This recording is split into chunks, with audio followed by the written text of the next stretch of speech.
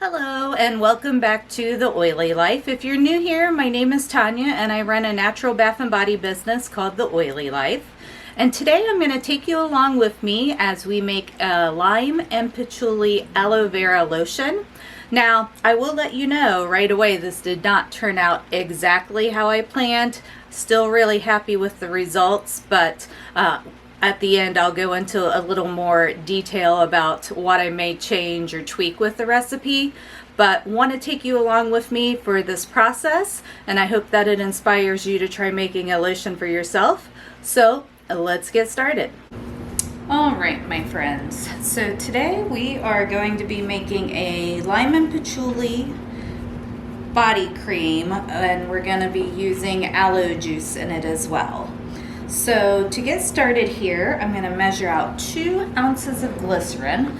Glycerin acts as a humectant, so that means it pulls moisture to your skin. So it's great for any sort of lotion or body cream.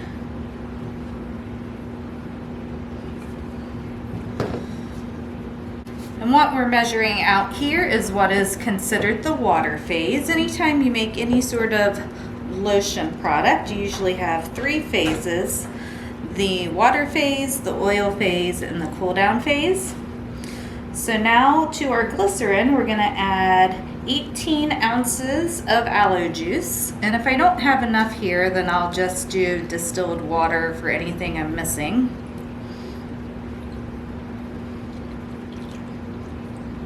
But I think we're going to be good.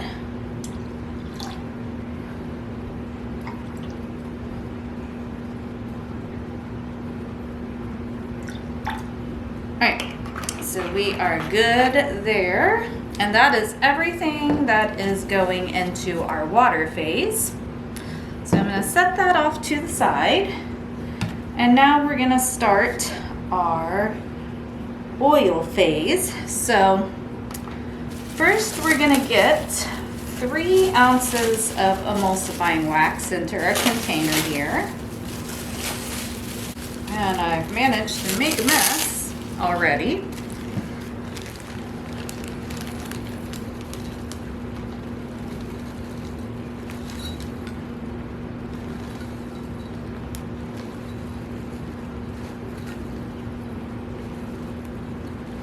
And the emulsifying wax is just what allows everything to combine together and stay together. And then to that, for some extra moisturizing power, we're going to add in 1 ounce of mango butter.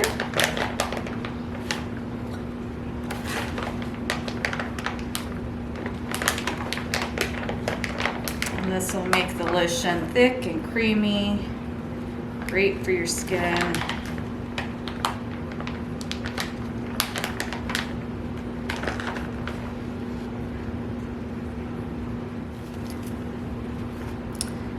And next we're going to add in 4 ounces of hempseed oil. Hempseed oil is great for your skin, very moisturizing, has a lot of antioxidants in it, but it's also a lightweight oil, so it won't make this cream feel too heavy. And it will give it a little, it'll tint it so it has a little bit of color to the cream. It won't be this green because we're going to be adding it to our aloe juice, which is clear, but it will give it a little bit of color.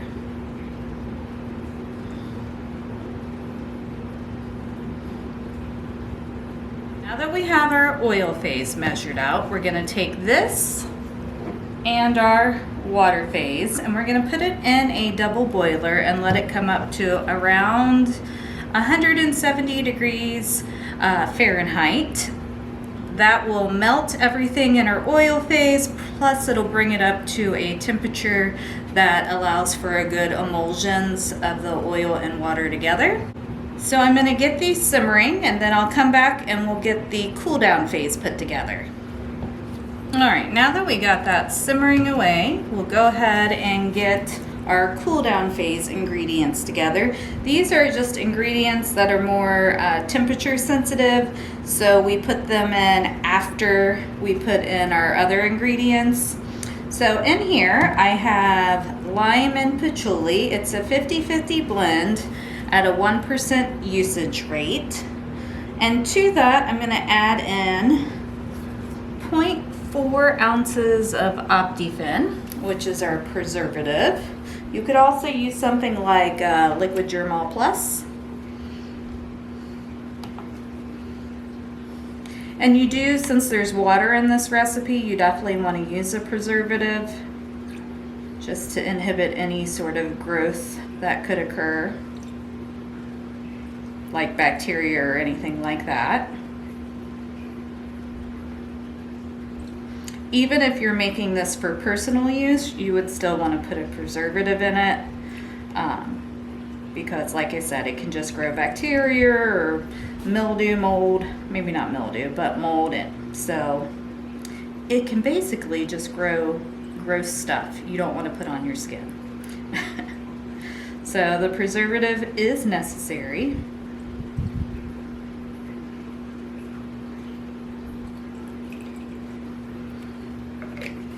And then we're going to add in about 0.1 ounce of vitamin E oil. Vitamin E is also full of antioxidants, so great for the skin. Vitamin E also helps keep your oils from going rancid. Not a preservative, but it does extend the shelf life of your oils. And that's good there. So for now, we're just going to set this to the side, and then once our oil and water phases are ready, then we can add in the cool down phase as well.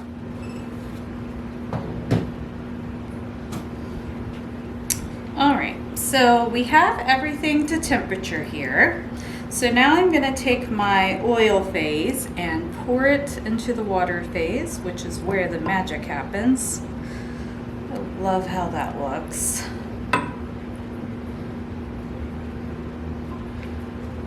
Instantly turns into a nice creamy color.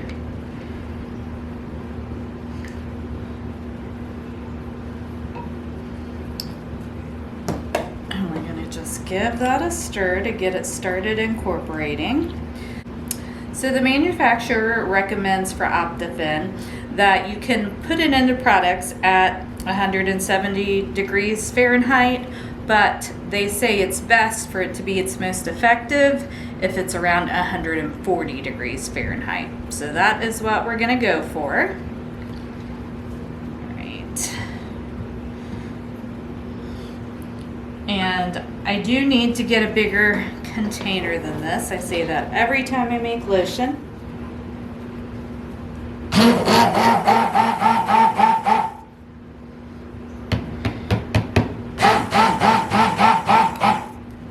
I'm just giving it a few little pulses here to start combining everything.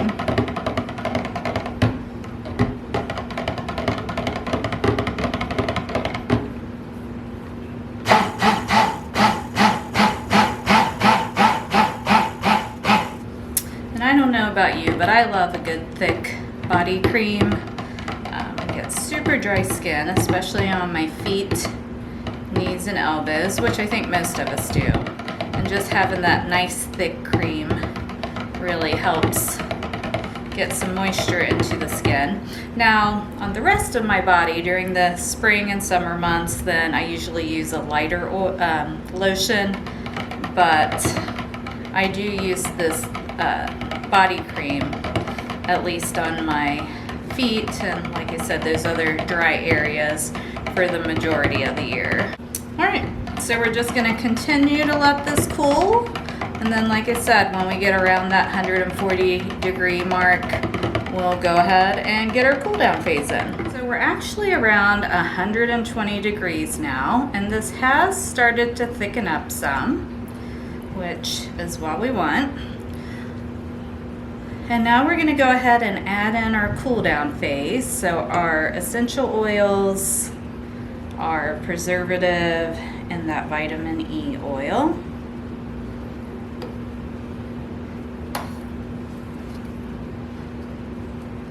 And you can see the lotion has a slight green tint from the hempseed oil, but Nothing too colorful. If you didn't want that slight green tint, you could use another lightweight oil in place of the hempseed oil, but I don't mind the color at all. And the patchouli could also potentially affect the color because it's such a dark essential oil. I'm just going to get that stirred in really well, and then I'll hit it again with the stick blender. And then I do tend to like to go ahead and pour this when it's still runny, just because it makes it so much easier to get it into the containers. As long as you've got it, if you brought it up to a temperature where it'll emulsify properly and then you've blended it well, it won't separate or anything, even if you pour it when it's kind of runny.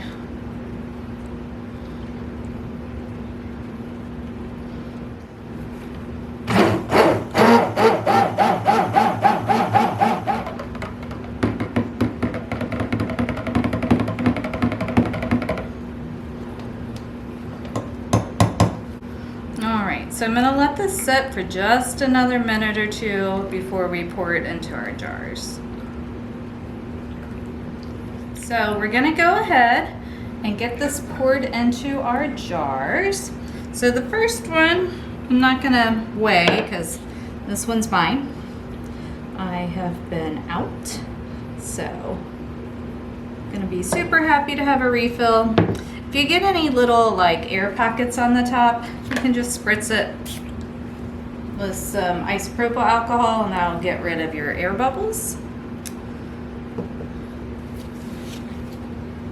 And then the other ones I will weigh because those are ones that I sell. And I just get these little 4-ounce glass jars off of Amazon. I do spray them down with some isopropyl alcohol before using them, because you do want everything to be as sanitized as possible anytime you're making any kind of body care product, but especially those with water in it. And that's 4 ounces there. So I'm just going to go ahead and get the rest of these filled. Great. And that is all there is to it. So I'm just going to let these sit here and finish cooling off, and then we'll come back and show you what it looks like. So here is my finished lotion, and what I will say about it is I've used this recipe before and it did not turn out exactly as it did previously. The one thing I did differently with this recipe is I used the aloe vera juice. So I'm thinking that keeps it a little more liquidy than just using distilled water.